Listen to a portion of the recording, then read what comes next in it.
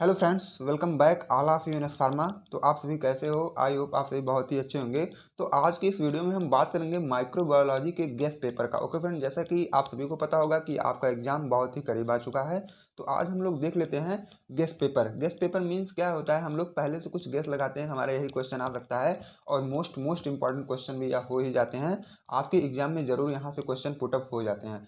तो friends, video को बिना स्किप किए लास्ट तक हमें बना रहना है वीडियो पे।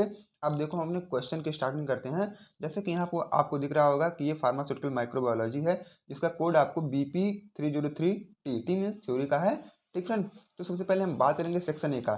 सेक्शन ए में आपको 10 क्वेश्चन, सॉरी फ्रेंड्स, आपको करने रहेंगे 10 क्वेश्चन, और वो भी एक क्वेश्चन आपका 2 मार्क्स का रहेगा। टोटल आपका 20 नंबर यहाँ पे आपका बनता है। तो यहाँ पे 10 क्वेश्चन आपको करके आना है, और 10 क्या है वहाँ पे कंपलसरी होंगे। लेकिन मैं यहाँ आप लोग के सामने लाया हूँ टोटल क्वेश्चन 13 क्वेश्चन, ये जो 2 मार्क्स के होते हैं।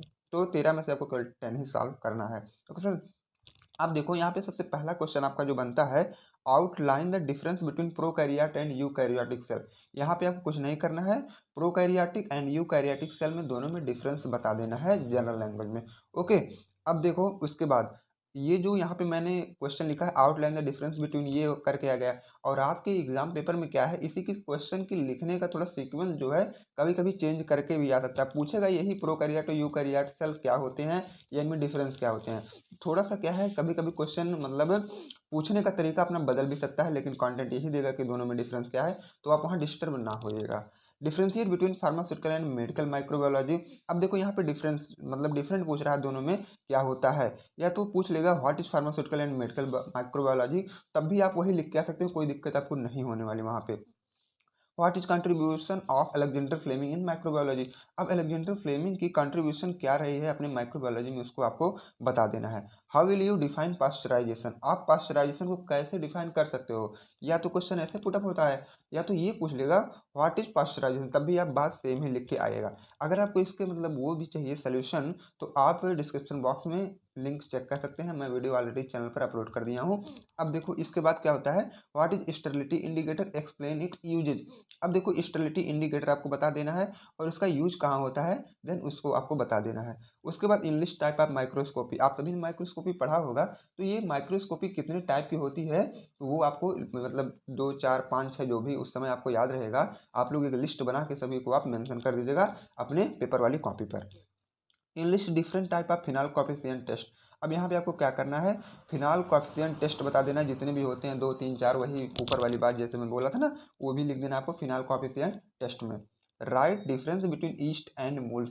यहाँ पे आपको ईस्ट और मोल्ड दोनों में डिफरेंस लिख देना है। या तो अगर पूछेगा डिफाइन ईस्ट एंड मोल्ड, तब भी आप वही कंटेंट लिख के आएगा, कोई गलत नहीं काटेगा। Okay, right about steering technique. अब आपको बताना है कि स्टेरिंग टेक्निक क्या होती है, या तो व्हाट इज स्टेरिंग टेक्निक पूछ सकता है। ओके, उसके बाद व्हाट इज माइक्रोबियल स्पॉयलेज। अब देखो यहाँ पे हमारा माइक्रोबियल स्पॉयलेज क्या होता है, उसको आपको बता देना है। या तो कभी कभी पूछता है व्हाट इज स्पॉयलेज, ठीक है। तो माइक्रोबियल स्पॉयलेज, स्पॉयलेज लगभग बात वही सेम ही हो जाती है।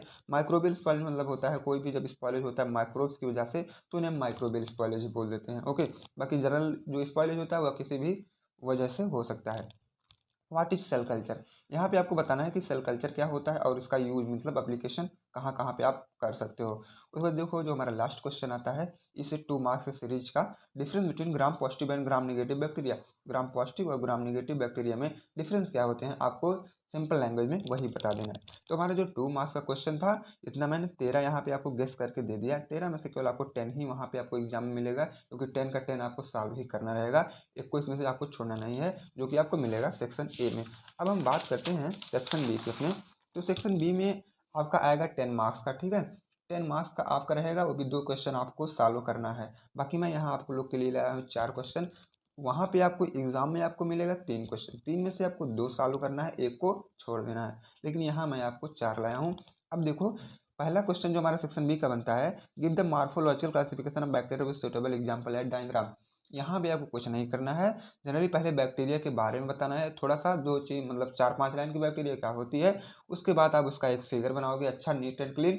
उसके बाद जितने इसमें ऑर्गेनल्स होते हैं, ऑर्गेनल्स को मेंशन करोगे उस फिगर में। उसके बाद सभी को एक एक ऑर्गेनल्स को आपको डिटेल में लिख देना है। लगभग आपको 5 से 6 पेज तक उसको भरना है इस वाले क्वेश्चन पे, तो एक आप अच्छे से अच्छा नंबर गेन कर सकते हैं। इसमें केवल बैक्टीरिया के बारे में ही आपको टोटल जानकारी देनी होती है।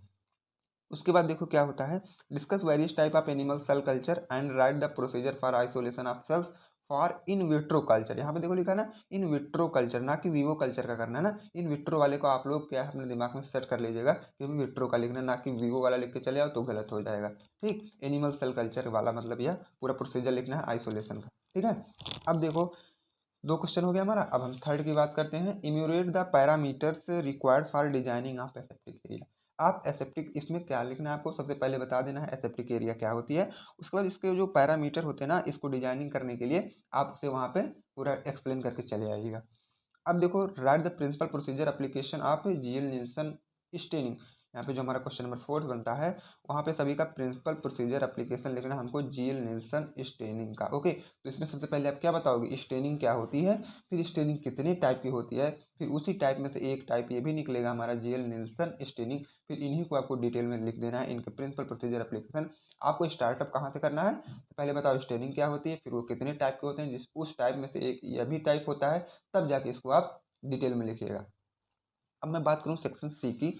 अब देखो यहाँ पे सेक्शन सी में हमारा क्वेश्चन आपको सॉल्व करना रहेगा 5, और एक क्वेश्चन आपके मिलेंगे 7 नंबर के, तो 7 × 5 = 35 हो जाएगा। मैं यहाँ पे आपको लिख के लाया हूँ 9 क्वेश्चन टोटल। ठीक है, बाकी आपको सॉल्व करना है केवल 5 क्वेश्चन। अब देखो explain the bacterial growth curve. आपको यहाँ सीधे सीधा यही बताना है बैक्टीरियल ग्रोथ कर्व क्या होता है। यह क्वेश्चन क्या है, कभी कभी घुमा के भी पूछता है, तो बात यहीं पे लाके रोकता है कि बैक्टीरियल ग्रोथ कर्व ही बताना है। कभी कभी पूछ लेगा फेज वगैरह बताओ, तो वही सब आ जाता है, बैक्टीरियल ग्रोथ कर्व में सारी चीज़ें आ जाती हैं। Give the principle working and application of moist heat sterilisation. अब देखो ये मॉइस्ट हीट स्टेरिलाइजर का आपको क्या है, प्रिंसिपल वर्किंग और एप्लीकेशन जनरल लैंग्वेज लिख के चले आना है। कम से कम 3 पेज तो होना ही चाहिए। Explain the microbial essay of erythromycin.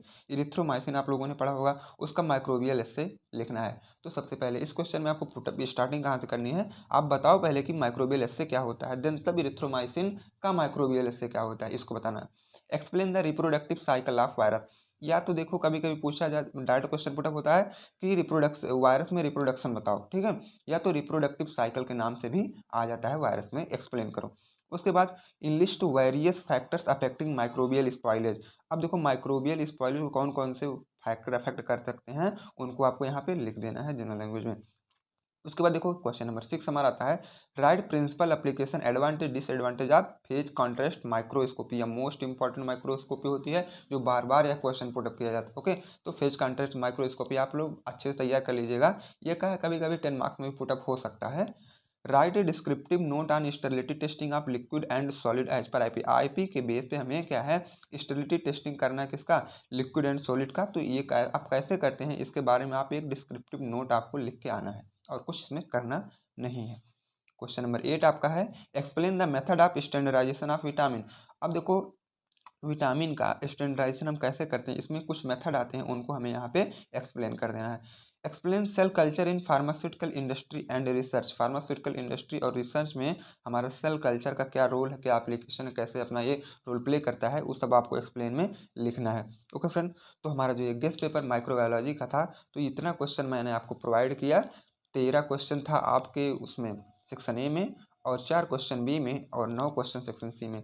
I hope अगर आप इतना क्वेश्चन तैयार कर लेते हैं तो पास करने से आप लोग को कोई नहीं रोक पाएगा। ओके फ्रेंड, अगर आप इसके सोल्यूशन भी चाहिए तो डिस्क्रिप्शन बॉक्स आप चेकआउट कर सकते हैं, वहाँ पे मैंने सोल्यूशन वाली वीडियो भी मतलब लिंक उसका दे दिया है। अगर आपको नोट्स भी चाहिए उस सोल्यूशन का, तब आप टेलीग्राम ग्रुप को भी ज्वाइन कर सकते हैं।